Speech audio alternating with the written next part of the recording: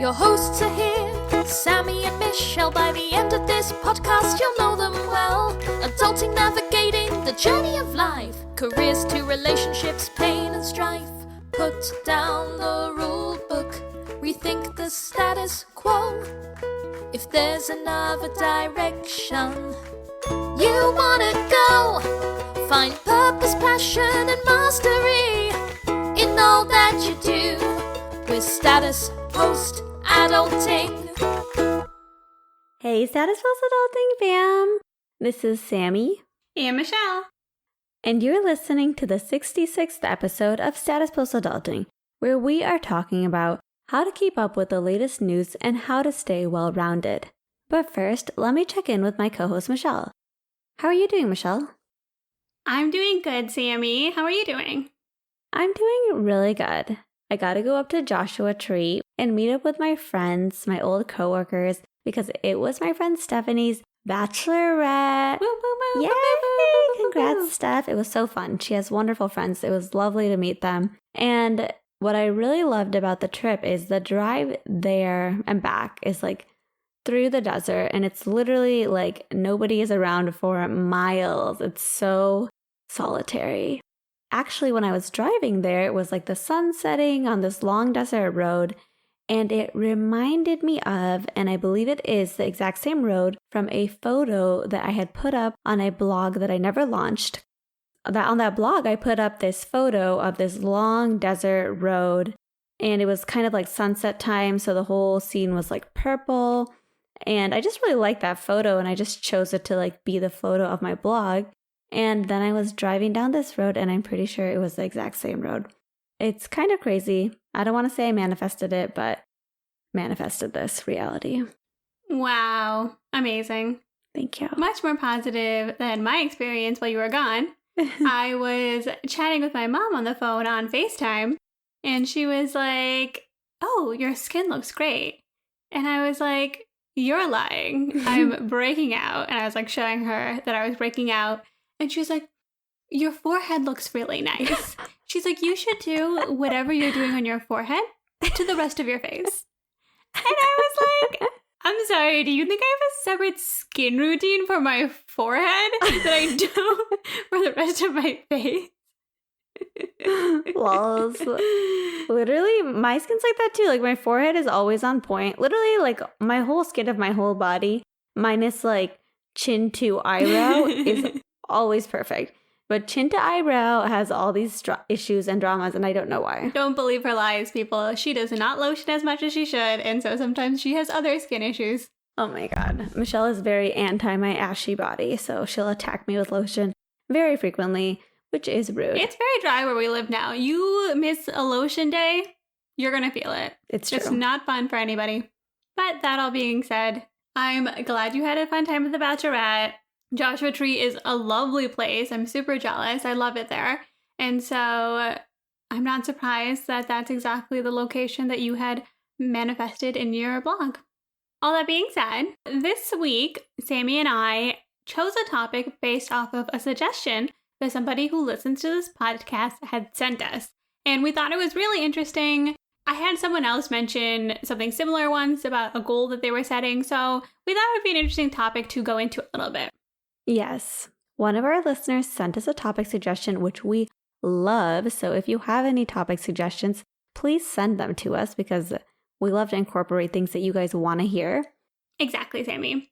And she said, one of the biggest status post adulting struggles has been staying in the loop with current news and general topics. Some suggestions on how to keep up with the latest news without being absorbed in negativity and just being well-rounded in various topics. And she mentioned that just in her job, she meets a lot of different people with a lot of interest. And so it would be nice to know a little bit about sports, nutrition, news, politics, finance, cars, travel, etc. But she finds herself pretty limited to her small interest and would love to be a little bit more in the loop and in her bubble, which I thought was a great topic. Obviously, I think we have a lot of thoughts on this, and so we wanted to dig a little bit into it today. Yes, Michelle. I will say my initial response was like, don't do it. Do not try to keep up with all the things. Stay ignorant. That was my initial response. And I think the reason I felt so strongly about this at first is because in 2018, after the election, I got super into the news, what was going on in politics. I really just felt like it was noble and like a worthy cause for me to know everything that was going on with the politics of the time. And I would literally deep dive into news topics all the time. I was listening to different types of news radio. I would even read like these books that people would write that were politicians, like going into detail about what they felt was going on. And being in this world of constantly keeping up with the news, I felt like Trump was going to get impeached like every day because that was the news and the bias that was coming at me. And eventually, I just kind of started to see how it was really repetitive and it really felt like gossip. Like it actually felt like just like a higher class or a more intricate form of gossip than keeping up with the news. You know, I've been listening to my Eckhart Tolle manifestation class. One of the things he had said this week when I was listening to him is, don't let yourself get distracted excessively by politics. There is no solution in politics. Politics is an externalization of the collective consciousness. So, as a 19th century French philosopher once said, every country has the government it deserves, and all that means is it is an expression of the collective consciousness.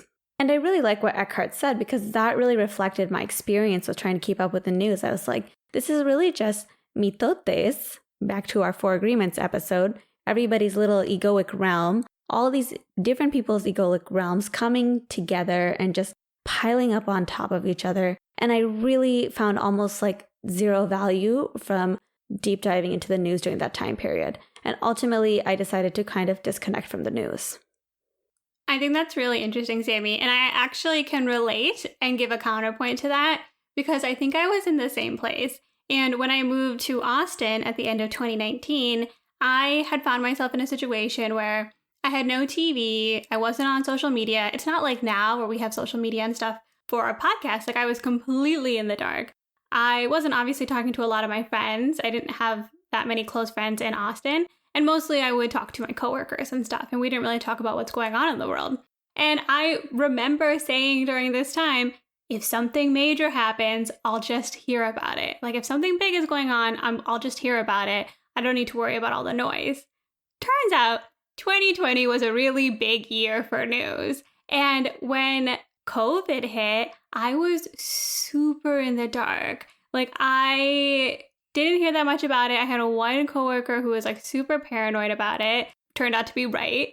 But I just didn't think it was a big deal. I wasn't reading up on it at all. I wasn't reading up on anything. And looking back on it, I did some stupid things because I just didn't take it that seriously.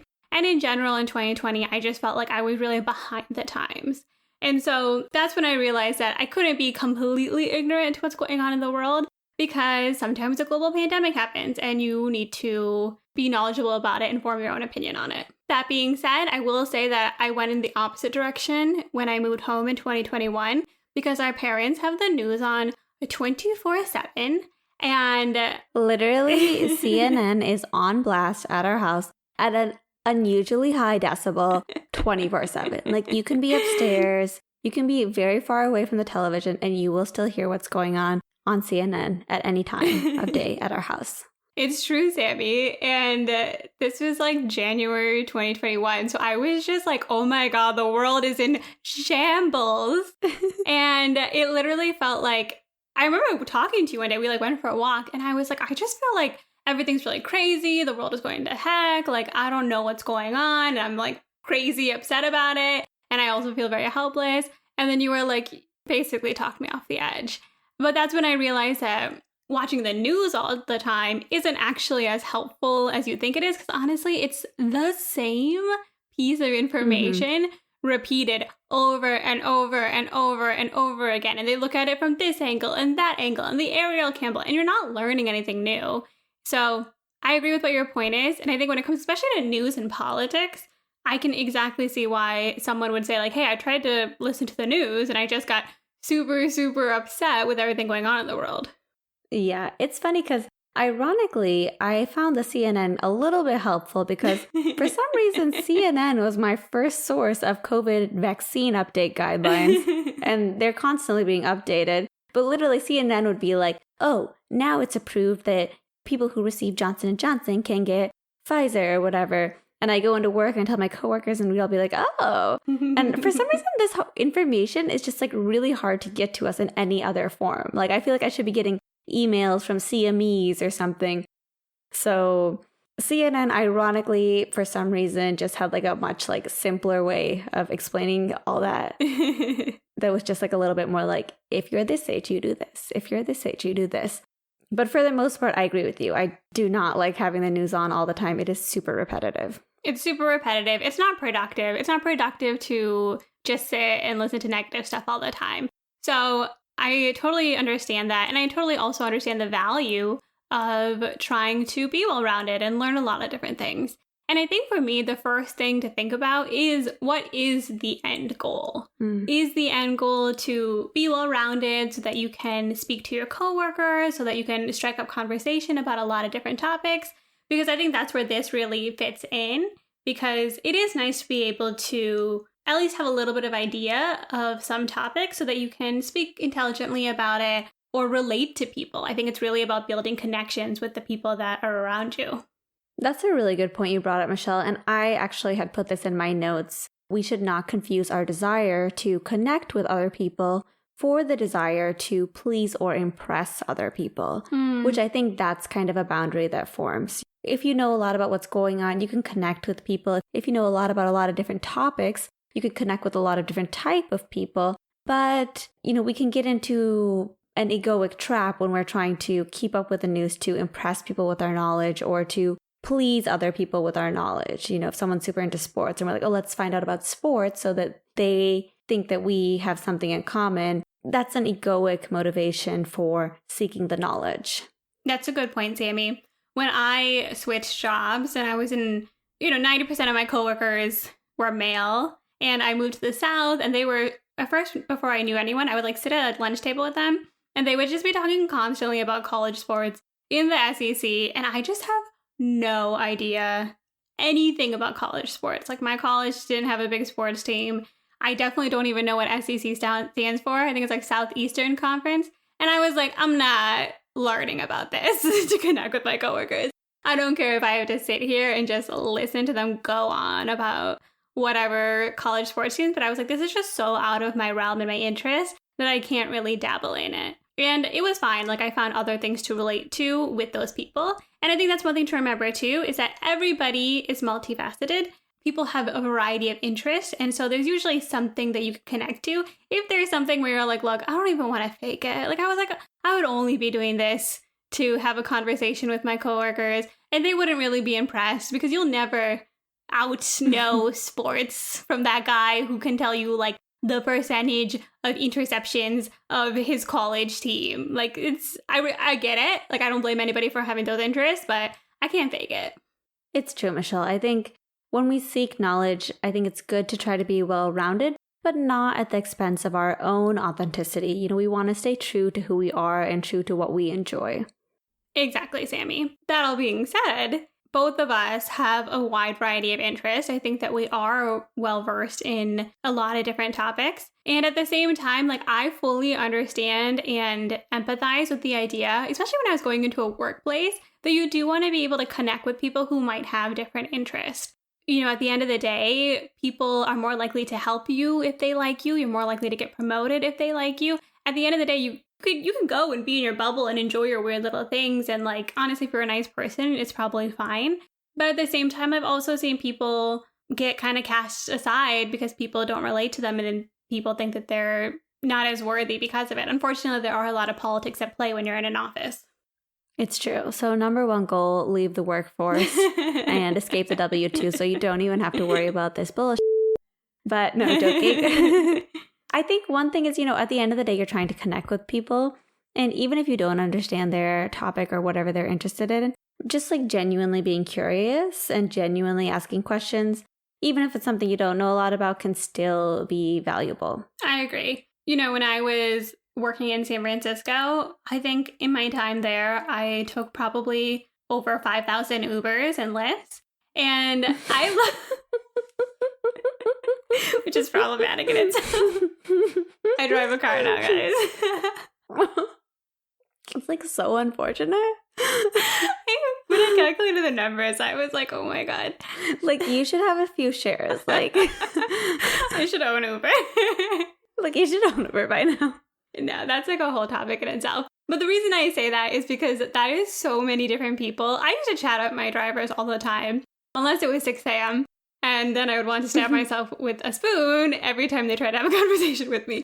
But I'm super chatty. Anyone who's been in like rideshare with me knows and have sometimes been annoyed by this. But I love talking to other people and understanding their perspectives. And sometimes that's just like being curious about them and understanding like what they do, where they're from. And I think that's a great way to learn about things. And sometimes, you know, we strike up on a topic that we both have a little bit of information on and we can make a conversation off of that. So I think that's the example I think about when I'm like, okay, this is, you know, I mean, you know, maybe to get a 5-star rating, but there's not really any end goal at the end of the day when I'm doing that. But it's nice to be able to have those conversations and make those connections with people. Yes, Michelle. And you bring up a good point, because even though I initially responded pretty like to this question, because I was like, oh no, don't enter the news hole. When I think about it, I actually do listen to a ton of information about a lot of different topics. So I think there is a healthy way to do it. I think, you know, one thing is the source. Like for me, not Michelle, as she will, I'm sure, tell you soon. But for me, I like listening to NPR.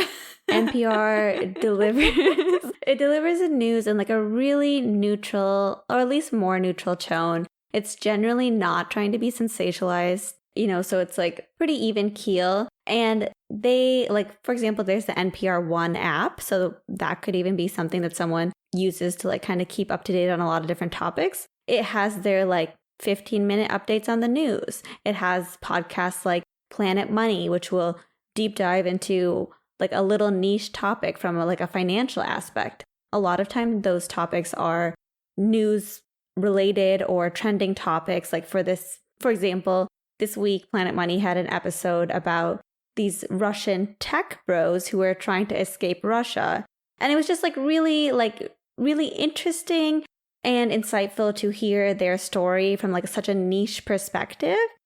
So just like listening to the story about Russian tech bros trying to escape, and you know how there was like a point where they were all going to ATMs in like this other country because like there was a limited amount of time where they can collect their money, and they would all meet like a whole bunch of other Russian tech bros, and it's just like, it's a cute story.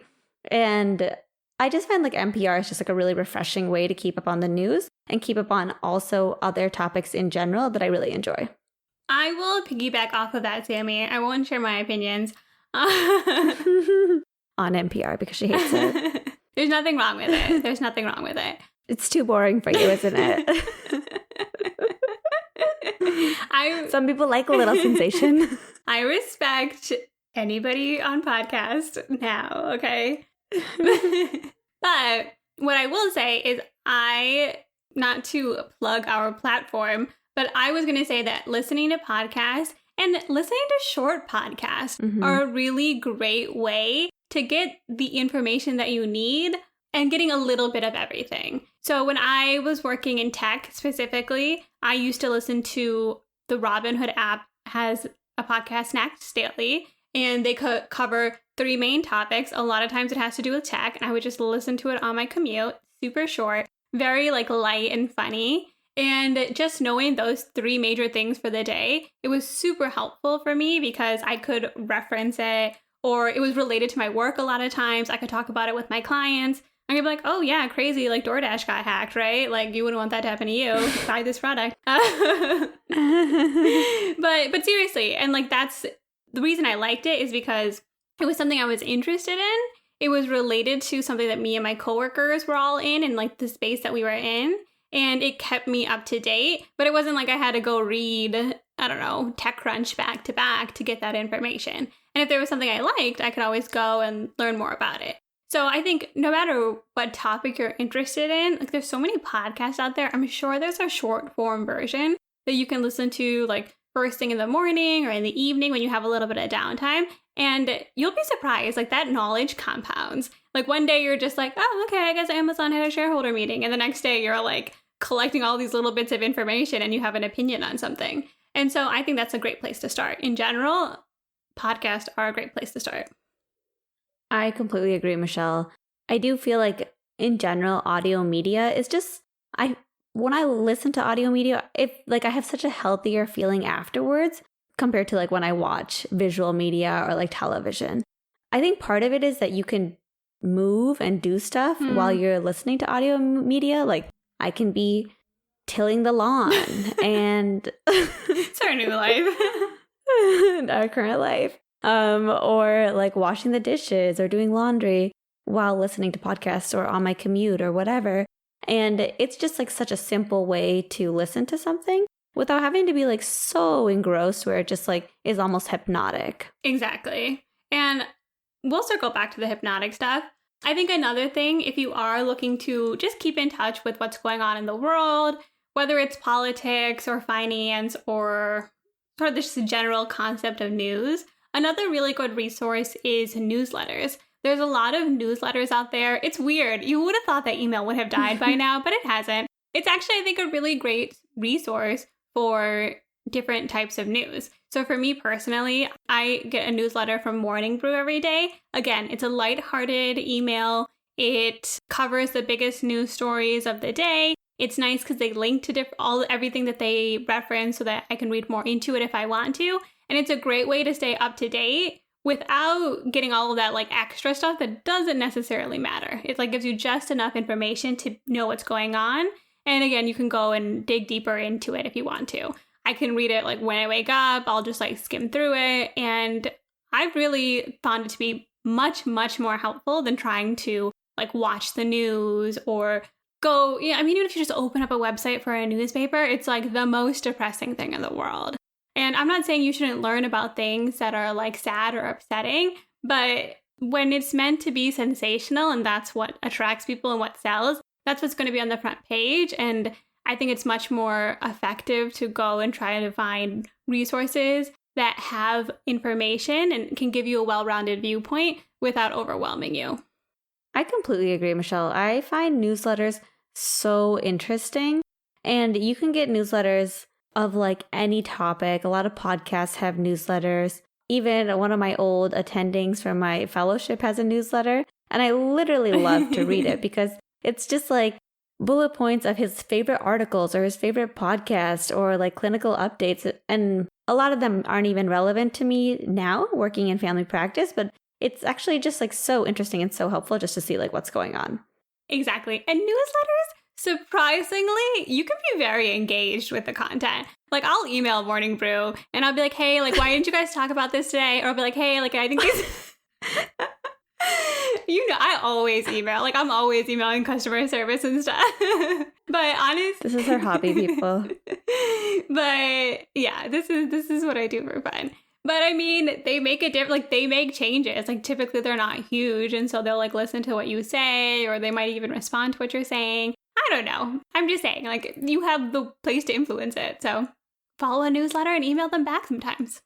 Which this topic, Michelle, also made me think about something else, which is not just news, but just being well-rounded about a lot of different topics. And I would say maybe keeping up on the news is not my number one skill now after my 2018 news dive debacle.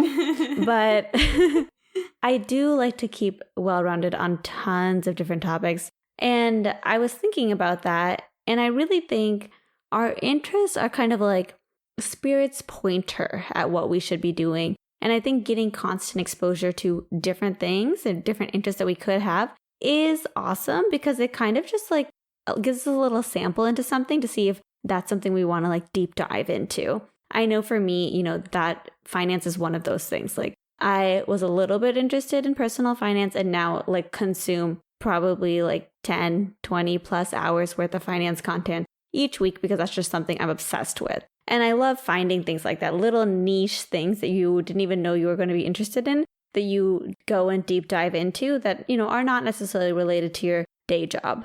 I agree, Sammie. Like, one of the nice things about this is that you can listen to these short form, quick summary things and find out a little about a lot of things. But I find the same thing is I'll suddenly see a book recommendation that I'm really interested in based off an interview that they posted. Or there'll be a topic and I will find that I'm really, really interested in it. A lot of things that I'm interested in came from sparks that were from a mention on another podcast or something. And so I wouldn't even say this is something like, this is not just about being a jack of all trades, master of none. I think it also exposes you to a lot of different things and gives you the opportunity to find out about things and deep dive into things that maybe you would never have considered before. Yes, Michelle. I specifically remember an example where I was listening to Fresh Air with Terry Gross, which Fresh Air fans, yes, Terry's amazing, love her. And she was doing an interview with this long haul trucker about his book, The Long Haul by Finn Murphy. And it was super interesting to me. I was like, this is a really interesting book, or this is a really interesting topic. And I was really curious about the book. So I ended up reading the book. And I just really enjoyed the book. Like, I could really see myself being a long haul trucker. I'm like, I love being alone for hours at a time. I remember outside. this, Sammie. You were like, I think I want to become a trucker. And I was like a CDL driver. I had a whole phase thinking I'd want to be a trucker. It's good money. Yeah, it is good money. It actually came to use because then one of my friends was friends with somebody who was a long haul trucker. And I had met him and I literally had so many questions because I knew like all these random details about the long haul trucker life and secretly wanted to be part of it. And I'm pretty sure my friend and him were like, what? Why does this girl know so much about long haul trucking? And he actually let me ride in his truck afterwards. All this to say, you never know like how these little random things that you're into will connect you with somebody later. And once again, for me, NPR is a big one for getting a diversity of topics because they have all these podcasts about literally the most random topics. And they're so interesting to me. So that one's really good at figuring out things that you might be interested in or just like getting little samples of like a lot of broad range of topics. It's so true, Sammie. It's funny how, because someone, if they tell you about something about themselves, and if you understand like a weird detail about it, they get really excited, you get really excited, and you can have such a much more meaningful and deeper conversation because of it. Also, I think sometimes it feels like it's like a random gathering of information that you're getting, but I don't know if it's just because like we're super pedantic or something, but somehow it will always come up. We are super pedantic. Like, I remember one time, I remember when you were like deep, like listening to a ton of podcasts and stuff, and we were walking, and you were like, we saw a pigeon, and you were like, I was listening to this podcast about pigeons, and I was like, oh my God, like literally, what kind of topics are you listening to? I see it so much myself as well. Like all of a sudden, it feels like there's always an opportunity to bring up something random that you've learned, and it can be really interesting, and you can really have good conversations with people around those topics. Yeah, and what I love about podcasts or even audiobooks is like you actually have like something interesting and substantial to say about the topic versus like if it's like a TikTok, you're kind of like, oh, I heard like this random fact about this, but you're not even sure if it's true. Versus like if it comes from a podcast, you have a bunch of detail on stuff. I'm glad you brought that up, Sammie, because I was going to say the one place that you should not get your information is social media. Not TikTok, not Instagram, not Facebook. Look, I get that people are on social media. Obviously, we're very anti it. That's a whole topic in itself. But what Actually, it's a previous topic. If you ever want to talk to me about something I'm very passionate about, talk to me about why I hate social media. But specific to this topic, there are things to consider about social media. One, social media doesn't have the same journalistic ethics in play. If somebody posts something even anonymously, on Facebook that isn't real, Facebook cannot be sued for libel. And thus, nobody is incentivized to tell the truth. The headlines are very sensational and that sort of thing. If New York Times posts something tomorrow that is blatantly libel, they will get sued, no matter what side of the aisle you sit on. If you're going to post something on your website and attach your name to it, you can be sued if you are lying. And so I think that's something really important to keep in mind when you're looking at information on social media. The other major thing is that social media, everybody knows this at this point, I feel like, but social media has found that sensationalized content is what blows up.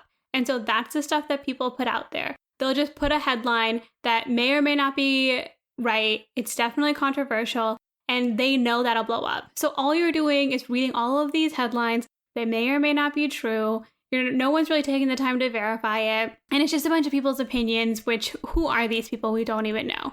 And so social media, I would say, is not the way to get your information. Not to mention, you click one post about Kim and Kanye, next thing you know, your whole feed is Kim and Kanye. You think that's the only thing that's going on in the world based off what Instagram is telling you. So I will say that that is not the best place.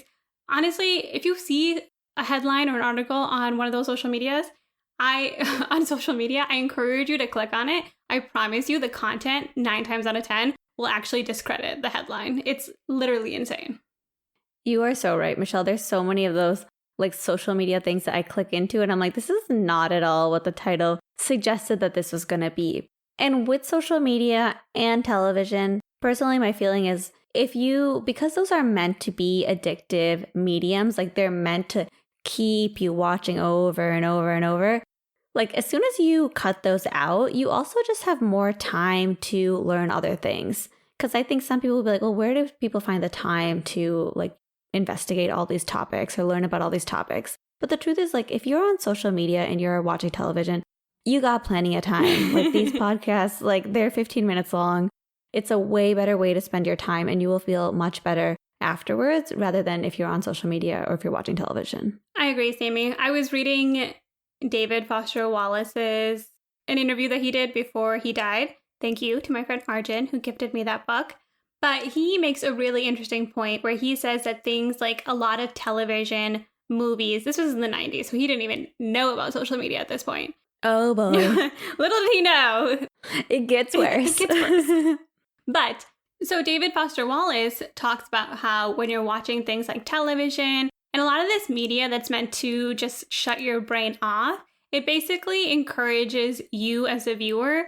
It encourages this idea that I'm dumb, I just need to veg out, I just need to shut myself out.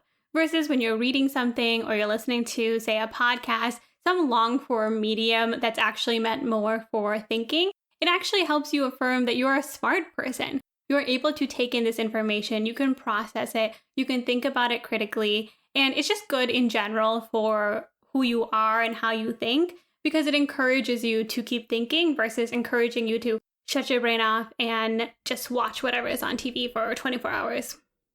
Yeah, I can see that, Michelle. There are a lot of times where I'm listening to an audiobook or a podcast and I'll stop and I'll want to be like, oh, let me journal about my thoughts about this because it is kind of a little bit more interactive than watching television and just being like, zzz, and just like getting information thrown at you. I think particularly like just like in general, the visual form is very hypnotic. It like kind of replaces your own kind of thought process. There's just like a difference between watching something versus reading something. In my opinion, there's also like a difference between listening to something too. Exactly. I mean, you can see this because when you're on Instagram or TikTok and you're just watching short video after short video after short video, none of that content is related to each other. You're not verifying anything. You're just mindlessly watching it. That's even worse than what television was when David Foster Wallace was thinking about it. So it's something just to keep in mind. Do whatever you want to do with your free time, but do not get your news or your information for anything on those places. Exactly, Michelle.